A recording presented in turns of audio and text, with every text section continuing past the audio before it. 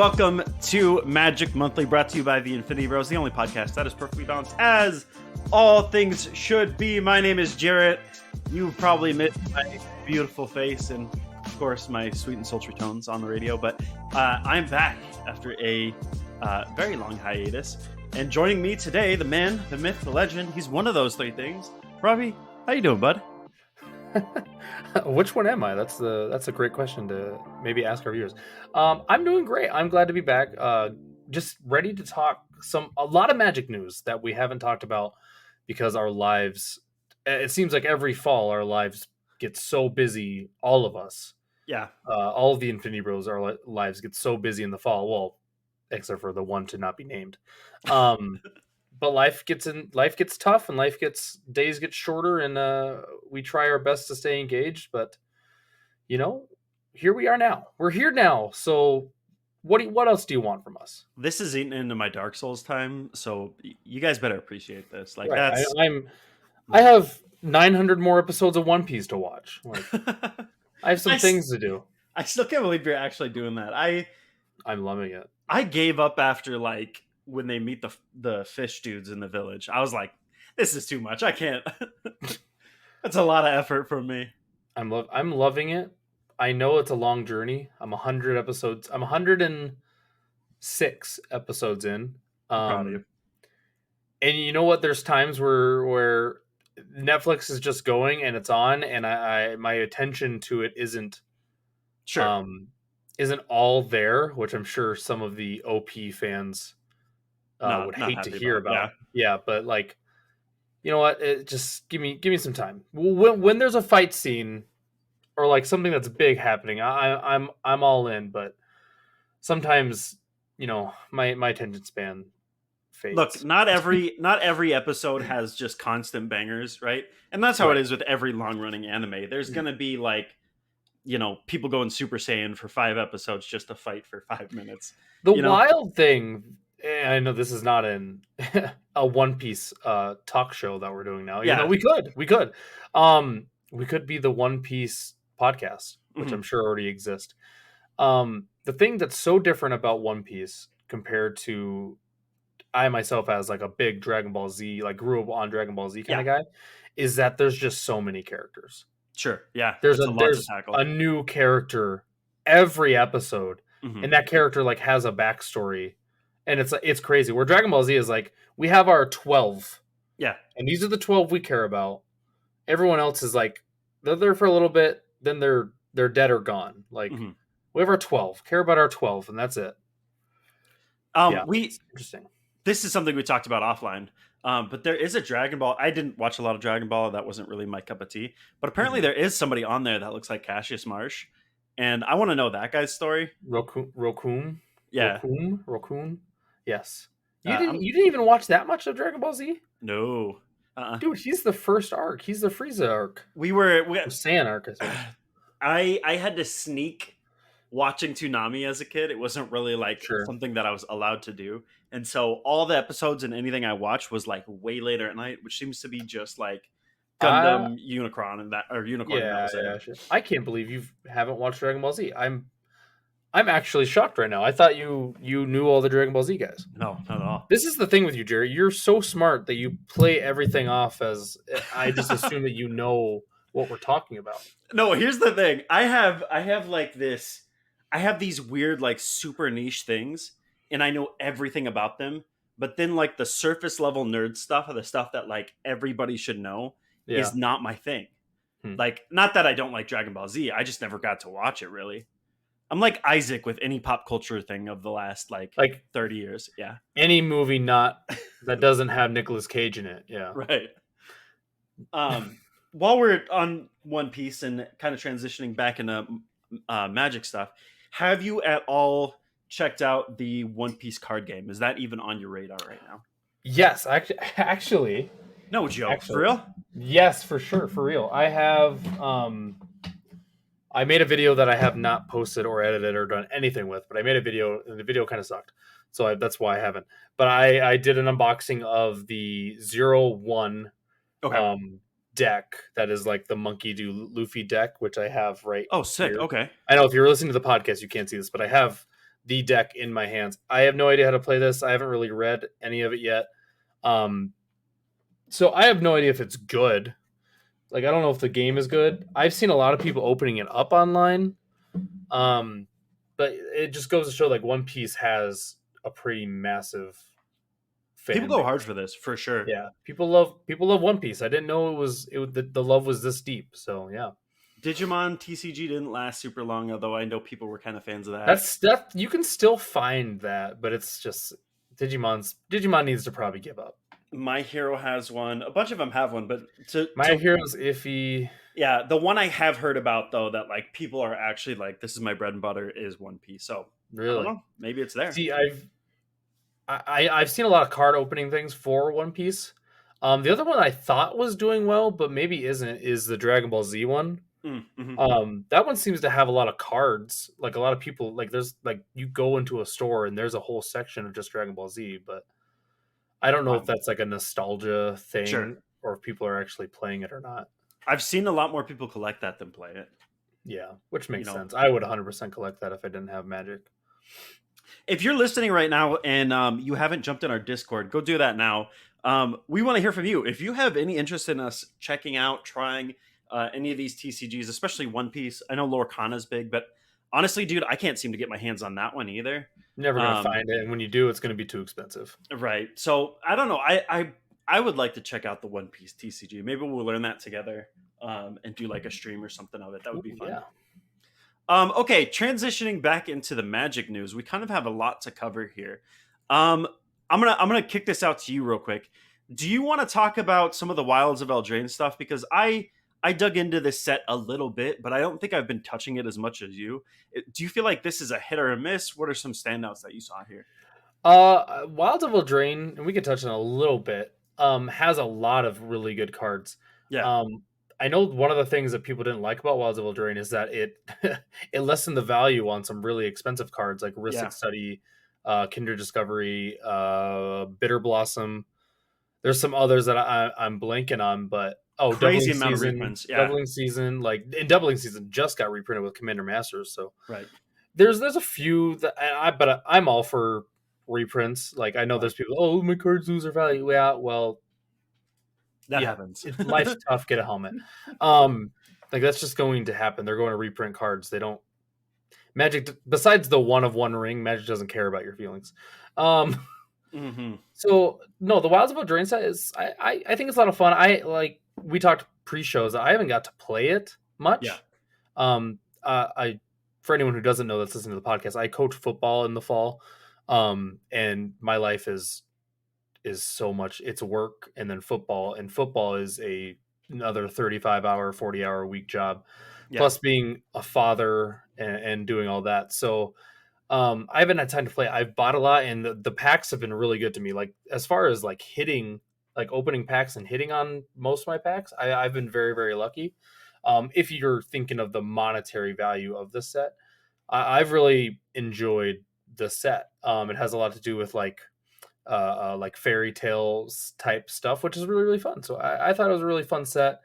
I would say it's a hit, which is pretty impressive. That besides Aftermath, there hasn't been a big miss. Maybe Brothers War, I suppose, but there hasn't been a big miss this year from Magic. Sure. Probably Brothers War and Aftermath are probably your misses, but I think everything else has actually been really, really decent. Positive, for sure. Did you get to play the first Eldraine, or was that kind of before you? That was before I got into it. Yeah. Okay. That was a powerhouse of a set too, and a lot of the standout cards from that set still see play format wide, like everywhere, which is nice. And I think this has a lot of the same. I don't. Yeah, like Agatha's Soul Cauldron's not going to go away. Beseech the Mirror with the new bargain mechanic. Yeah, which is like the easiest mechanic ever. Like, that's not going to go away. Oh gosh, what's another? I'm blinking. There's more. There's quite a few cards that I think have staying power. Moonshaker Cavalry. Oh yeah, like that's a white staple now. Like, you just got a white Overrun Craterhoof in white is Craterhoof Behemoth. Yeah, not quite as good as Craterhoof, but like a really freaking good card. It's cool to see, and I'm glad it's not like like Lord of the Rings, you see Orcish Bowmaster, you see the One Ring everywhere. I'm glad it's Yeah. not that where it's like One Ring is warping every format from modern to Right. legacy. And so I'm glad that it's powerful but not broken powerful, which the first Eldraine definitely was. Sure. Moving on from there, we got a lot of news about stuff going forward. Did you mess up? Are you, first of all, what do they call themselves? Are you a Whovian? Are you a No. Doctor Who Is that fan? what they call themselves? I think that's Whovians? what they call themselves. The I'm not a Whovian, Who's? so I don't know. The Who's people. No, I'm not a Who person at all. I don't subscribe to Whoville. It's one of those things that like I think I did not realize how big the fan base was when because we were at MagicCon when they announced this set, and Right. it was like, I kid you not, it was deafening in there for how loud people were screaming for Doctor Who. Right. And I didn't realize it was that big of a thing. Some of my college buddies really enjoyed it, but dude, people go hard for this IP. Like You got to it's think like how deep. long, because Doctor Who's been going on since what, the 60s? Something like that. Like that's one of the longest running continuous shows of all time. So Right. like obviously you're gonna have generations of people that like it. Obviously there's gonna be the people that just hate Universes Beyond. Right. Which again, life's tough. Get a helmet. It's not all about you and what you like. Have you had a chance to check these out though? Because there's a lot going on here. I mistakenly bought one collector booster pack. I knew I was buying it. It wasn't a mistake that I bought it. Yeah, I knew I right. bought it. But I bought one collector booster pack for $20. And I got some okay cards. I don't think really anything I'm going to use. I got some nice lands that I actually really liked. Some dual lands. Sure. A lot of snarls. Yeah. But beyond that, it's kind of niche to me. What I learned after that was actually I watched a professor's video. Yeah. And I learned that if you buy the commander decks, you get every single card from that set. Oh, I didn't know that. Yeah. So every single card in that set is in the commander decks. Right. So you get there's 4 decks, correct? There's 4 decks. You can usually get them. You can get all 4 for like $180. Yeah. A couple of the decks there's one deck that goes for like $80. A couple of them go for like 40, and another, like the middle one, goes for like 60 from what I've seen. But it's one of those where if you just buy the commander decks, you have the entire set, because all the collector boosters is just special art and special treatment cards and all that. So if you want like the alternative art, you have to get from there. But if you've never 100 a set before, this is the way to do it, I guess. There it is. Yeah. Some of these cards are cool. I don't want to spend too much time on this because you and I aren't really super deep into the IP, but I think some of the stuff that they did with like tokens and a lot of suspend mechanic stuff, it's really cool to see how they've taken these Universe Beyond IPs and actually made like something to match with it. Right? It's clear that this was a passion project and not just a throwaway, like, well, there's a lot of money in Doctor Who, so let's just make a set and get it over with. The one card that for me that like really stuck out, and a lot of people already talked about those, was Displaced Dinosaurs. Oh yeah, yep. 5 colorless and 2 green. Yeah. As a historic permanent enters the battlefield under your control, it becomes a 7/7 dinosaur creature in addition to its other types. Yeah, that's insane. Pretty gas. That you could make a lot of dinos, because like for anyone who doesn't know, that's artifacts, legendaries, sagas are all historic. So if you're making a bunch of treasures, all those treasures become 7/7 dinosaurs. It's a good way to just get your value out of things that you're doing anyway. Right. And the fact that it's like green already has ways to get that big that quickly. And so, yeah, it's pretty buck wild. Yeah, I'm all for that card. I might just buy the deck that has that card just so I can have that card. Right. I'll have to check which deck that comes in, but yeah, I'm all for that. The only one that's really like stuck out to me is the Master Multiplied. It's 4 black red for a legendary creature, Time Lord Rogue. It's a 4/3. This is what really like grabbed me. So it's a Rakdos commander, and it says Myriad, which Myriad, when it attacks, it makes a copy for each player that you're attacking. It says the legend rule doesn't apply to creature tokens you control. So this thing And like that enough is pretty strong. And then it says triggered Right. abilities you control can't cause you to sacrifice or exile creature tokens you control. So turn 1, you get 3 of these. Turn 2, Right. you get what? 9 of these. And then it just exponentially gets bigger from there. Not to mention all the other stuff that you're copying anyways. This dude was awesome. So yeah, there's nice. a lot going on here. Honestly, like if you haven't, go dig through this page on EDH Rec. There's something for everybody, whether you're a fan of the IP or not. Which again, I know I've seen like 2 Doctor Who episodes. Granted, the 2 I've seen are good. It's just not my cup of tea. Never ever watched a single episode of Doctor Who. I know about the TARDIS. I know that's a thing, but I can't put any more time into something like that. I will say, and like I'm not a Who guy, so like somebody tell me if this is wrong. I like the Who, but I've never watched Doctor. Anyways, go watch the Vincent Van Gogh one. That's one of the 3 or 4, 2, however many I've seen, but that's the only one I remember, and it is phenomenal. Like I was emotional at the end of that episode. It is didn't make you want to watch the entire show though. No, I think the other episodes that I watched were so like just nothing. Wait, do that one episode is of Doctor Who. Oh, dude, it's. I'm sorry that my I have a clicky keyboard, so you're gonna hear all the clickies.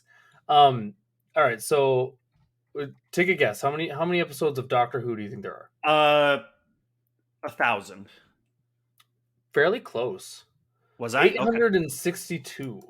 Wow, 862. Now, granted, these are live action television shows, so like we think of One Piece. One Piece has 1,076 net right now, which this sounds insane. But those are, once you get through the intro and the outro, those episodes are 17 minutes long, right?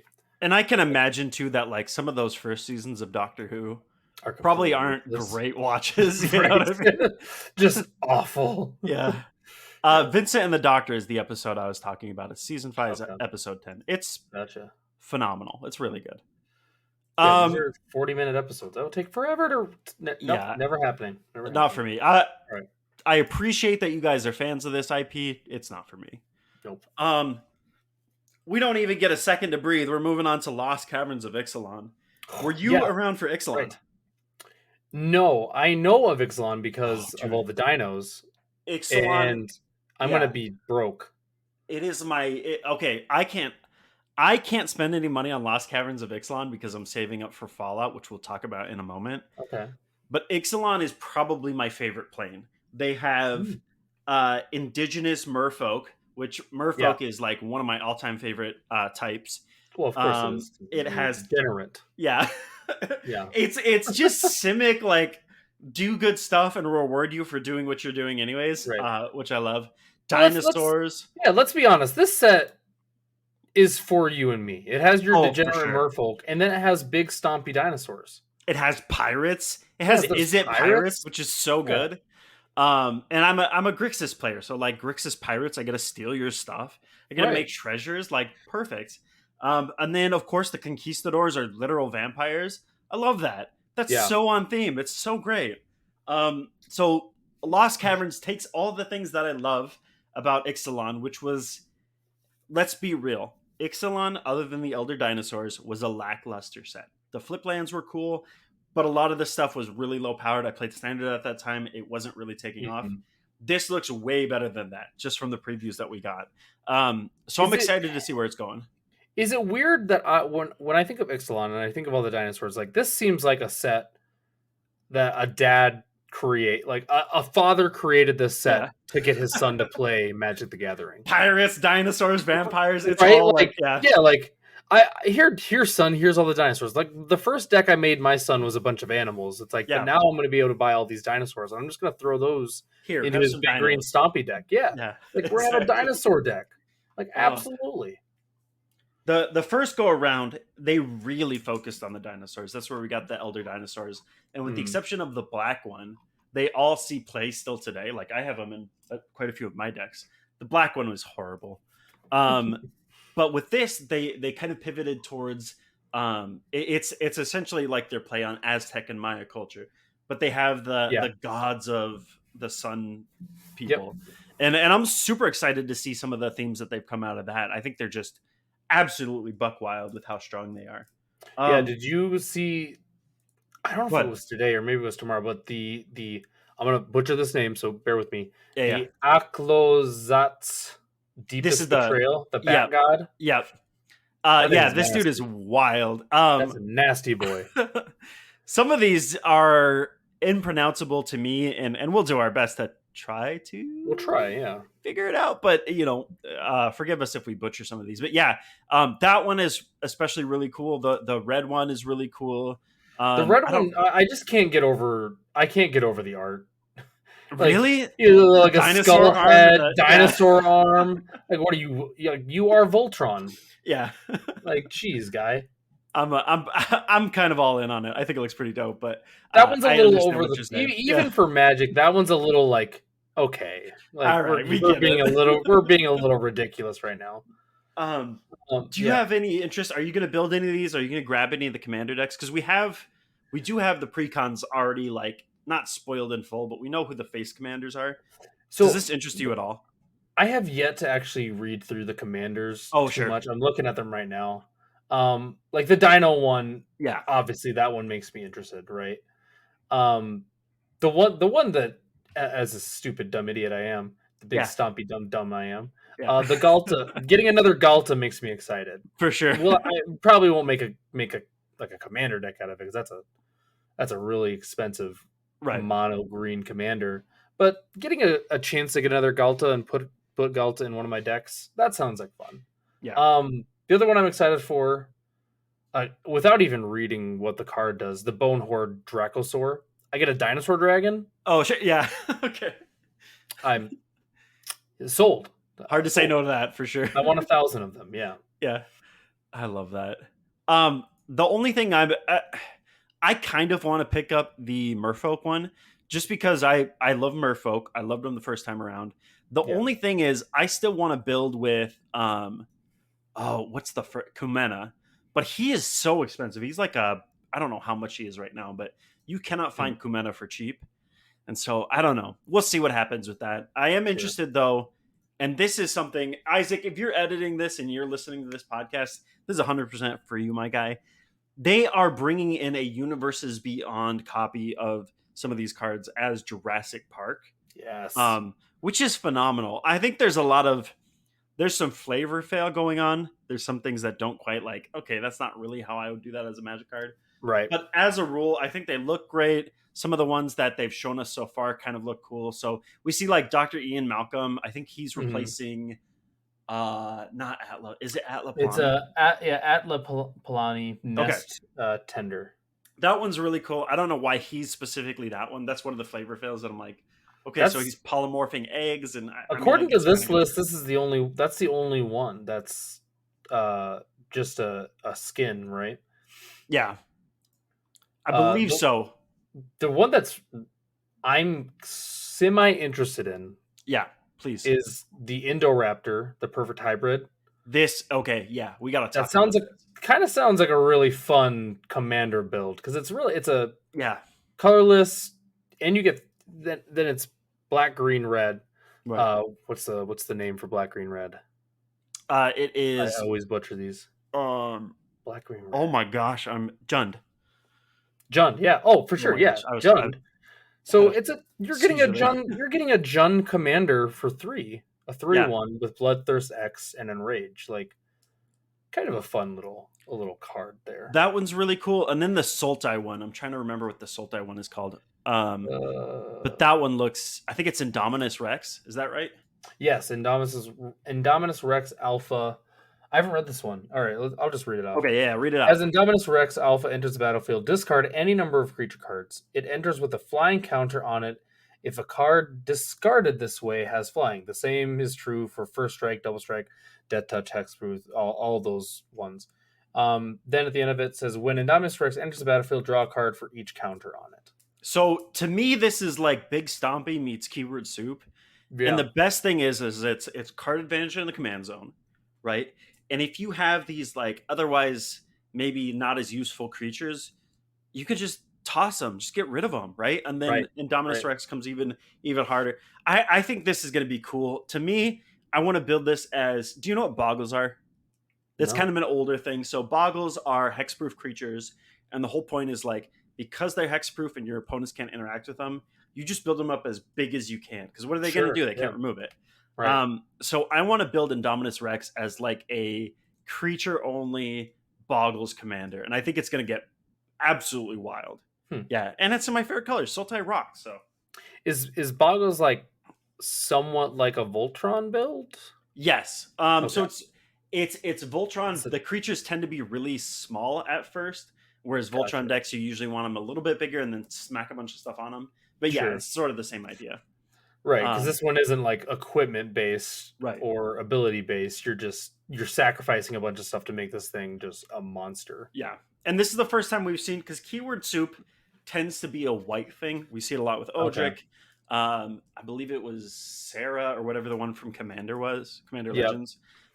Those tend to get out of hand in white, but like it's mono white, right? Like we're not too scared of those. But in Sultai, you got ramp, you got removal, you got counter spells. Like it's everything my dirty Jameer heart ever wanted, and then green ramp. So hard to say no to that for me. Right.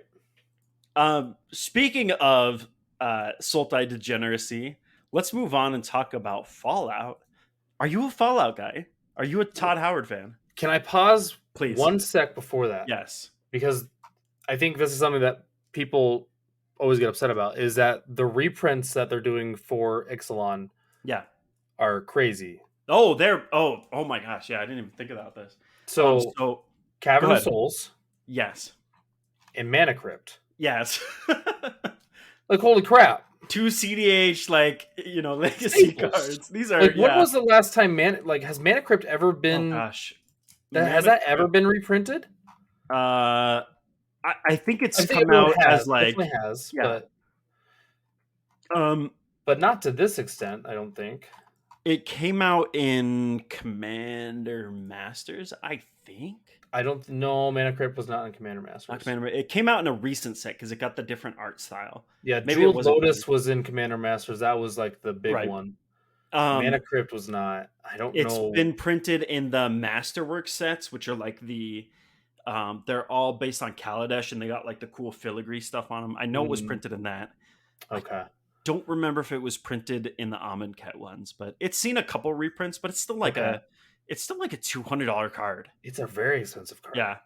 And so they got like the normal version that it looks like you can get, and this could change, but there's a Mana Crypt that I believe you can get in any set booster, I believe. Does that make this... this is something that we should have looked up ahead of time. Somebody hop on Discord and let us know. Does that mean that Mana Crypt will be legal in Standard? That's a good question. That would be absolutely... That's a question for you, but I don't... Yeah. I don't care about Standard, so that's a question for you. But then there's also the... But just hold on. Just bear with me for a moment. Because Mana Crypt and One Ring in Standard... Nasty. Nobody would play again. I wouldn't play. People would stop playing. Yeah. Okay. Which they should stop. They should stop playing Standard anyway because it's boring.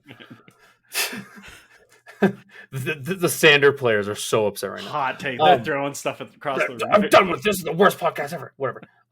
So Cavern of Souls and Mana Crypt. Yeah. And I could be wrong, but they have these showcase versions that come in different colors. Yeah. I'm interested to find out if there'll be certain colors that are like more rare than others. It sounds I'm also interested to find out if those are going to be in like set boost or play boosters was what card. I don't know if that's going to start for Ixalan. Maybe that's next year. But collector boosters, or if they're going to be in set boosters. I guess we'll have to wait to find out about that. It sounds to me like this is going to run in the same way that the Hitotsugu from Neon Dynasty was.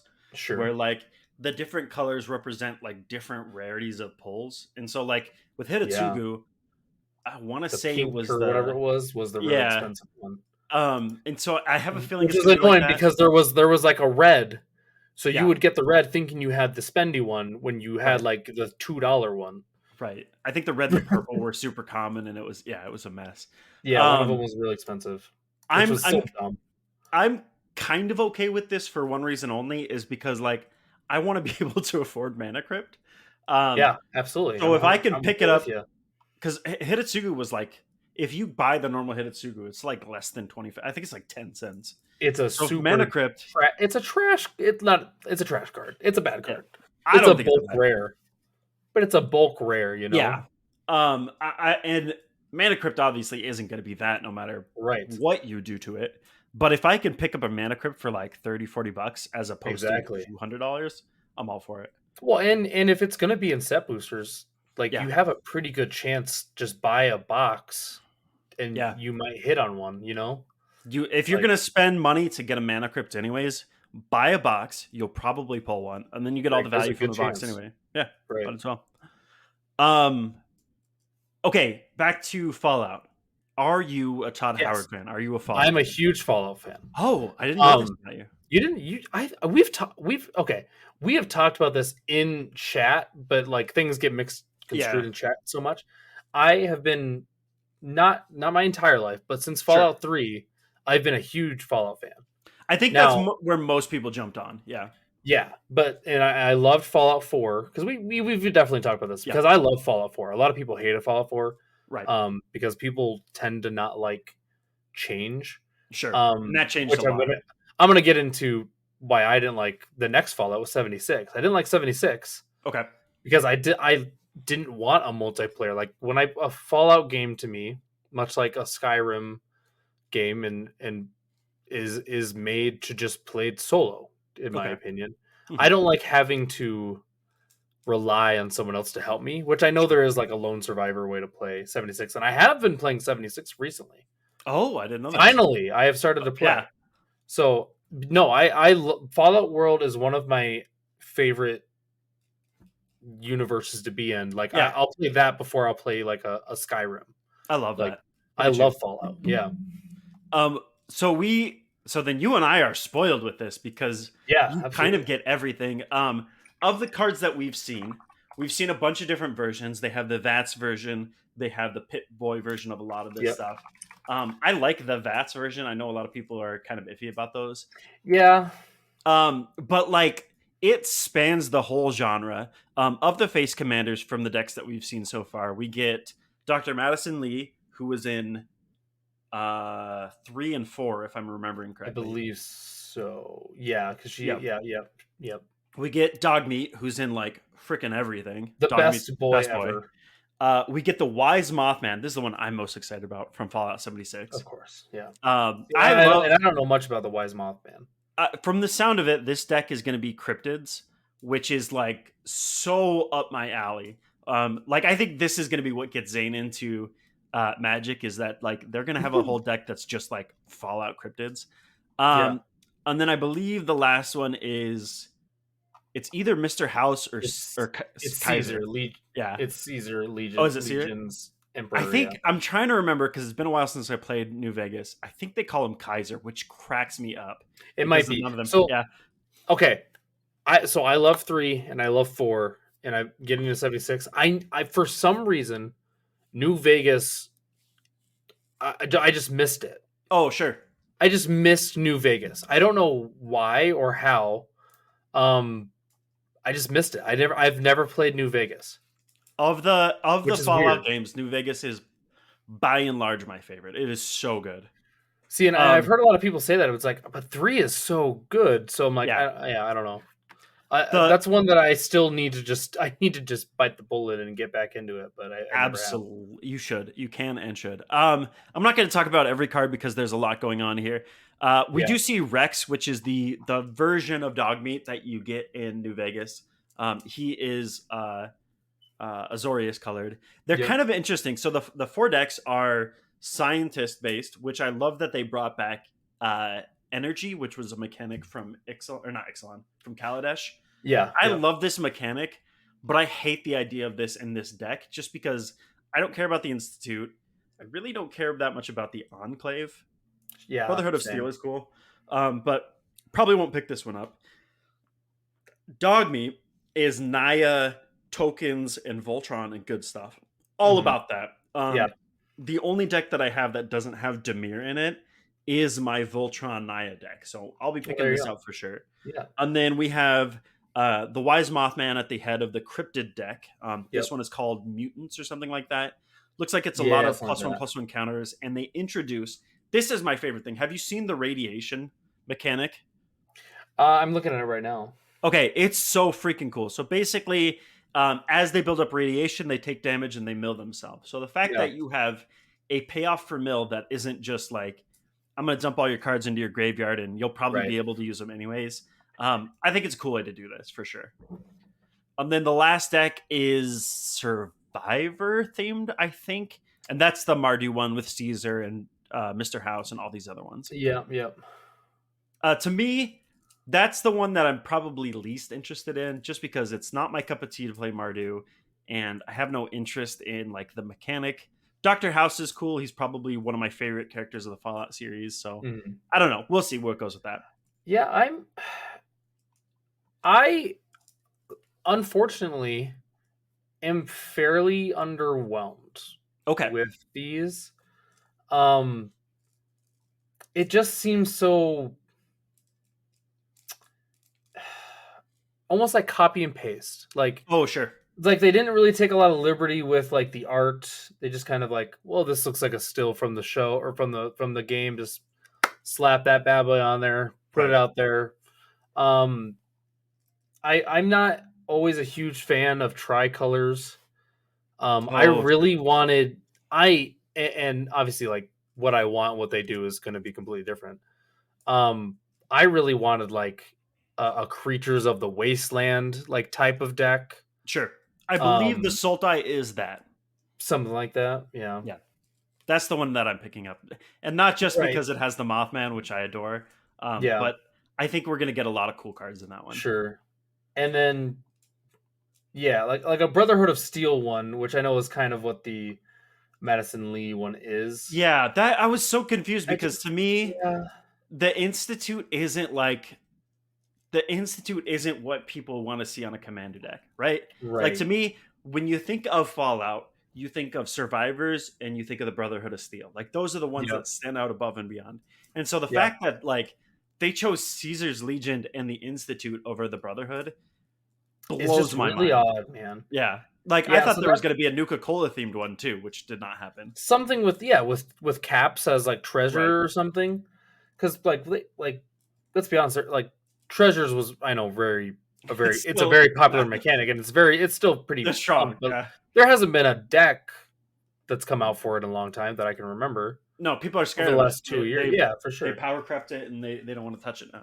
Right. So it's like, I don't know. Yeah, unfortunately, I'm a little underwhelmed. Obviously, we'll get more leaks here. Like we don't have that much to go off of yet. Also, this set, they're doing this a lot like Doctor Who, correct? Like this is going to be 4 commander decks and then collector boosters. So it'll be interesting to see if it's the same where if you just buy all 4 decks and you just get all of the cards from the set. I believe that's the case. And I know people are going to be chasing this a lot more because there's more styles to be had from the collector boosters. That is Doctor Who did not have as many. That's what I was going to say. That's the big thing is that you can get like the Pip Boy, like or the what's Vault his Boy. name? Yeah. Vault Boy. All the Vault Boy cards are awesome, and I bet none of those are in the commander decks. Right. I bet every single one of the Vault Boy bobbleheads and all that stuff, I bet all of those are just collector boosters, which that will have some buying power. So those are really cool. I'm excited about those, but yeah. But between those, the VATS style, which looks really cool, and then the full art, like I think people are actually going to spend their money on the collector boosters for this one. I think so too. I think there's merit to that. I don't like the VATS cards. Really?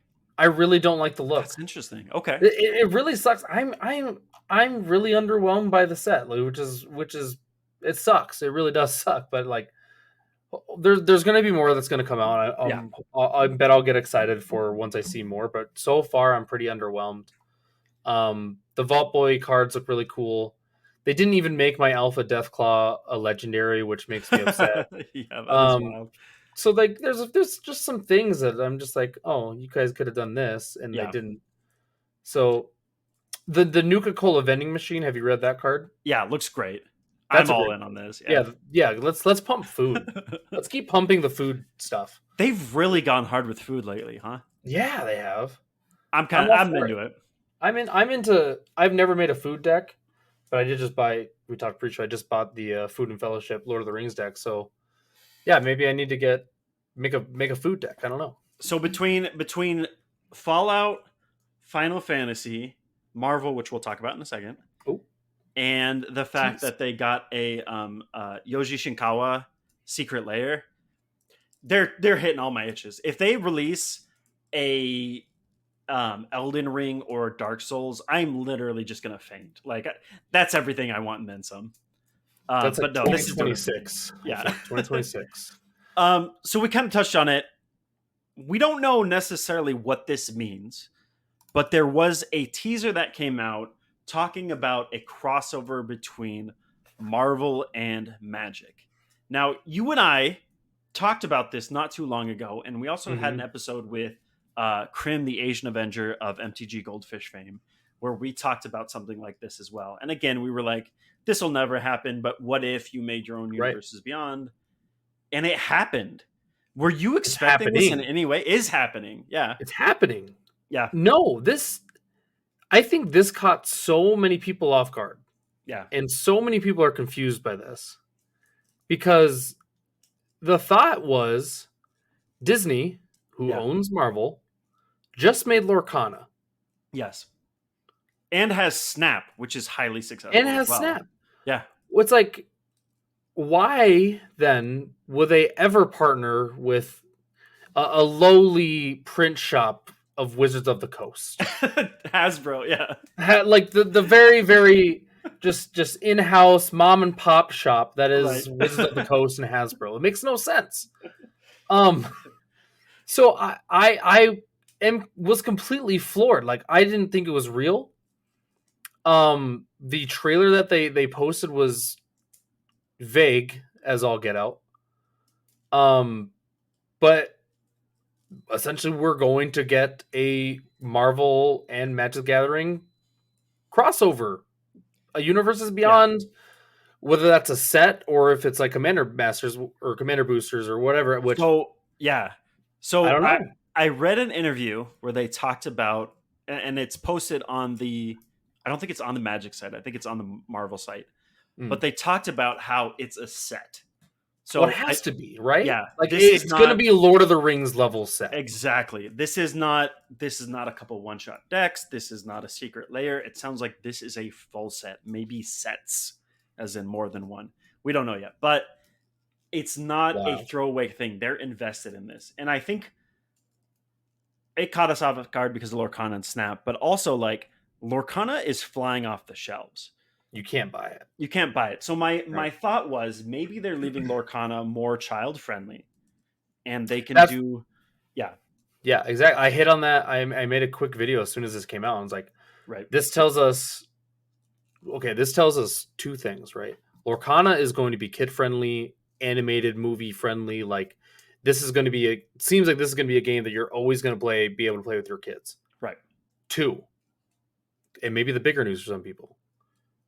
The door for Star Wars is wide open. Yeah. Because Star Wars obviously also owned by Disney. Yeah. And there. Mandalorian Commander deck tomorrow. But the other thing, and maybe this is what we've all just missed, Hasbro makes the toys for Marvel, for Disney. Right. Like, for Star Wars. Yeah. Like, that's the thing that none of us connected those dots, it seems like, because we all just thought it was never going to happen. Like, this Star Wars is going to happen. Some big news here, and that I think a lot of people missed when they watched this announcement. If you look at what he's holding, the comic books that he's reading, and maybe this is worth a rewatch, but it looked to me like Magic was in there, as in like the character Magic, and some like Magic has been in one movie that we don't talk about. So I don't believe that this is a MCU set. I think this is an actual Marvel Comics Yes. Beyond the famous Avengers and the few that we've seen in the TV series with Disney Plus and all this, I think we're getting actual Marvel Comics characters. And to me, that is infinitely more fascinating. I think there's way more that you can do with that. It's a much bigger deal. So I'm all in on this. I was actually talking to someone in our comment section earlier. Yeah. And my assumption is that the base set won't be MCU related, right? But a secret layer drop 100% would make sense for this, right? Like a secret layer MCU drop would make sense. Yeah, you just get like the 6 main like protagonist, and like a Thanos and an Infinity Gauntlet as like an arcane signet or something like. Right. Like that just makes too much sense not to be like the route. But yeah, I'm with you. I don't think there's any chance that any MCU type print is in the base set of this. I think that would just be a flat out mistake. Yeah, and like you said, it'd be good for Secret Lair because that's sort of what they've been doing lately. Which, by the way, I'm not going to go too much into detail about it, but the Halloween Secret Lair stuff is not it. Like the value and the stuff that they made, it's not good. Bro, they made Princess Bride. Okay, sorry, that one was cool. Princess Bride. Wrong. The rest of those, I am this close from ordering it. It's my birthday on Sunday. Buy 2. I'm so close to buying it. Buy 2. I may never use any of the cards. Give one to he who shall not be named. I am so excited for that. Like pull a mark, and just send them to. Just hide them in his house. His house, yeah. Under his pillow. Yeah. In his all over, just randomly. I'm just gonna buy a bunch of them. He's gonna open up his mailbox, and there's gonna be thousands of them just flying out. Oh, I would love that. Who bought all the Secret Lair Princess Bride cards? It's like guy in Minnesota. It's like that scene where they try to stop Harry letters. Yeah. Oh my gosh, I love it. Okay, I kind of want to close with this because we have a rundown of like everything going forward for a while, and this is kind of old news, but we haven't been around to talk about it. Right. So we're getting Ravnica remastered, which is just a reprinting of all the famous Ravnica cards. I've been to Ravnica like 6 times now. Every single day. Yeah. So it's not new. It's just a lot of the same. Which Ravnica is a cool plane, but I don't know. I feel like we've thoroughly killed that dead horse. We've been there. Yeah, we're done. We're getting a set called Murders at Karlov Manor, which is a sort of whodunit murder mystery noir style thing, set in the world of, I believe, Ravnica again. Is that right? Probably. I don't know. Which okay. I mean, no, it is because then they're doing the Ravnica. Yeah, it's Ravnica. Yeah, Clue. Yeah, it's Clue. Yeah. Get us the heck out of Ravnica. We've been here too long. Dragon's Mage, Ravnica revisited. Like we've been in Ravnica forever. Yeah, can we go? We're getting Universes Beyond Fallout, which we talked about. Yes. And then one that I'm thoroughly excited about is Outlaws of Thunder's Junction. Yeah. This is Wild West meets Magic. Finally. We got there.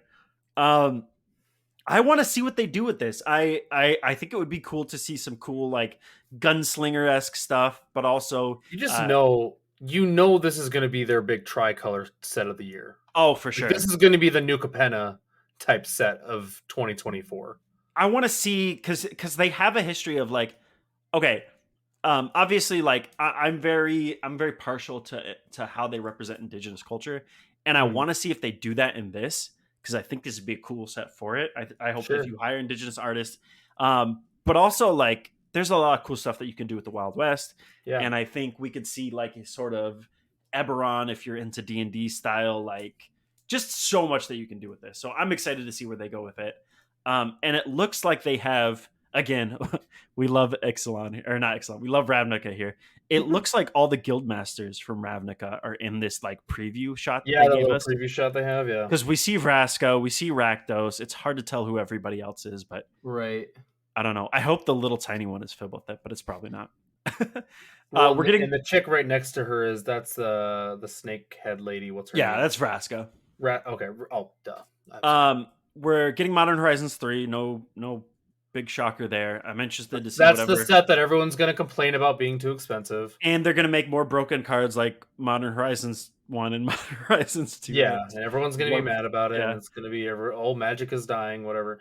One of the weirder ones. Yes. Universes Beyond Assassin's Creed. Yeah. Don't quite get that one.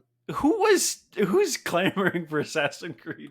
And this one's going to have boosters. Yes. So I don't know, man. It's like it's not a whole set, but it's going to have boosters. I don't know if we'll get commander decks out of this, but if we do, is it going to be like the Pope at the head of a deck? You know what I mean? Like, what are we doing? You get one or two like commander deck. That's a weird one. This is an IP that I like. The games are fun, but who's asking for an Assassin's Creed? The games are all the same. That's the problem. Yeah. I don't know, but whatever. I'm sure it's not for us, but it's for somebody. Like obviously these Assassin's Creed games do well. Otherwise, they wouldn't print or they wouldn't make a new one every single year. They're basically just COD, just reskinned. Right. And people like them. No one really in our friend group. No, I don't think any of us are like big Assassin's Creed fanboys. Clearly, people do. So, by the way, this listeners at home, you're gonna love this. I'm a middle school teacher. We're at the point in time. We're at the point in history where kids are being named after Assassin's Creed characters. There is a boy in one of my classes whose name is Ezio, and nobody knows how to pronounce his name right. They all call him Ezio. Oh. But I was like, dude, Ezio? Your parents are all in on this, huh? Right. It's for them. It's for his parents. It's for them. It's not for Bloomborough. This one's cool. It's sort of this set is supposed to be like anthropomorphic animals, talking animals in the style of like a red wall or something like that. From my understanding, no humans or humanoids, no elves. This is just animals, which I'm super excited to see what they do with this. I have a game that I bought a long time ago that I'm trying to get my boys into. It's called Mice and Mystic. Phenomenal board game. And this is like that sort of theme. So I'm excited to see what they do with this. Big Wilds of Eldraine vibes. Yeah, it's very close to that. Less like fairy tale and more like Tales of Despero type thing. Yeah. Or Redwall. I love the product art for it with the little mouse about to fight the big volcano wolf. Yeah, I'm all in on this. Thing ever. Yeah. Whoever that is, I want him. He's wearing a leaf as a cape. Yeah. Like that's my guy. They haven't been doing it as much, but they used to release with almost every Magic set a supplemental thing for D&D, and I hope that this one gets one. I hope we get a crossover with this. Sure. I know there's like Humblewood and a lot of those Kickstarter ones, which I haven't checked them out. They look great. I'm not dogging on those, but to see an official Wizards of the Coast one come out of this would be cool. And then the last thing that we have to spoil before we close out, and I think this is the set that finally gets Mark to stop collecting and start playing Magic. Ooh. It's called Duskmoor and House of Horror. It is set entirely in a mansion. The whole thing is one mansion. You're stuck in a cabin of the woods type situation. And it's supposed to like pay homage to horror movies that like the best pulp horror movies, the ones that have the best cult followings, these 70s and 80s like classics. And so I'm excited because we're going to get a lot of cryptids, but I hope that this is the one that gets like Zane and Mark to finally play. This is an interesting one. It sounds like, just from reading their little snippet here, is that they're going to change some things up. Yeah. Right? Like the set will use horror differently than Innistrad sets or Phyrexian sets. Is what this one says. It's like, what is that? What's that Innistrad, mean? yeah, and Innistrad already kind of like people dog on this because the cards are like black and white, but I loved the Innistrad, what is it called? The different. Yes, I love those. Those are great. I love that. I thought it was great because that released the same time as like what was the Disney Plus? Oh, Werewolf by Night. Werewolf by Night, yeah. And I was so into that aesthetic, and I like the problem Magic put themselves is they released Innistrad and Crimson Vow like back to back, and both sets were extremely underwhelming. Yeah. So those cards that to like buy a booster box or a set box or whatever of double feature is ridiculously expensive, but you're not going to get your value back. Right. That's my issue. Yeah. I'm getting roasted in chat right now, but I just wanted to say, glad to have you back on, Robbie. It's been a while since we've done this. It's been a while. The train is not over. I think people thought that we were going away from Magic Monthly. We just got so busy that we weren't able to record it. So unfortunately, there's so much to talk about, and we just haven't been able to. And for anyone who's listening, there's a good chance, like 100% by December. If you're listening right now, by December, I'll be back on the streaming train. So choo choo, chugga chugga, join us. Yeah, chugga chugga. The Discord, we got to get the Discord back to pumping up the Magic stuff. I feel bad. Just my life is just so busy right now, and I haven't been able to pump it. And we're just also busy, and like you and I are the Magic guys, and we're just life is busy right now. Life is crazy. But hopefully by December, like we'll get back to streaming, be a lot more Magic stuff being posted and talked about, and we'll get the Discord rolling. So if you're here from the Discord, we love you. We see you. We know that you want more. Yeah, we know, and we hear you. We're trying to work on it. Just be patient with us, please. Yeah. this is proof of that. And like one thing that we've been doing a lot is like pulling packs and talking about cards, and we'd like to play some more. So hit us up. Obviously, like right now, you and I are so busy, but going forward, it'd be nice to organize more spell table games. I would love to actually get a consistent spell table going. I think I need to get a different. I'm gonna buy a whole different desk. Yeah, or maybe an extra desk, and to really get into spell table. I'm all in on CDH right now. I've been playing that like crazy. You're such a degenerate. Hold on, but like this is for the folks at home and to bait you into like checking out our Patreon. If you haven't, go check it out. Link in the description. But you can't see it if you're listening to this in audio, but I made proxy Tymna and Thrasios, and it is Mabel and I can't remember the mermaid guy, but it's Mabel as Tymna. And Mermando, that's his name, as Thrasios. So I had to make those proxies. They're super fun. But yeah, can you just make me a proxy and send it to me, just whatever you want. Absolutely. Is that how I get you into CDH? If I send you a whole proxy deck, would you play it? Yeah, I would, absolutely. If we could play that on Spell Table, I would. Heck yeah. Okay. Go bully me. Go on Discord right now and bully me and remind me that I have to print those off for Robbie. Okay. Thank you, listeners at home, wherever you're listening, however you're listening. Thank you for making us part of your day.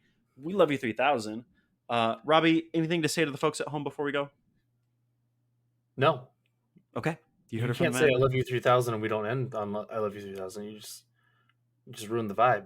Okay. Bye. No, we can't. Cut the check. Terrible.